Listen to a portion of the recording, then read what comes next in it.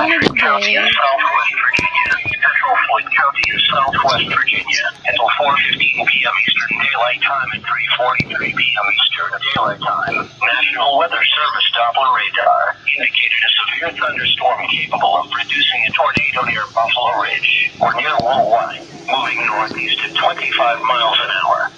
Locations impacted include Buffalo Ridge, Woolwine, Cherokee. In addition to the tornado, this storm is capable of producing golf ball-sized hail and destructive straight-line winds. When it is safe to do so, please relay your severe weather reports to the National Weather Service by calling toll-free at 1-866-215-4324. A tornado watch remains in effect until 11 p.m. Eastern Daylight Time Saturday evening for northwestern North Carolina and southwestern Virginia.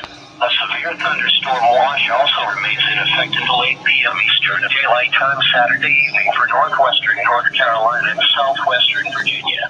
A severe thunderstorm watch also remains in effect until 10 p.m. Eastern Daylight Time Saturday evening for west central Virginia and southeast West Virginia.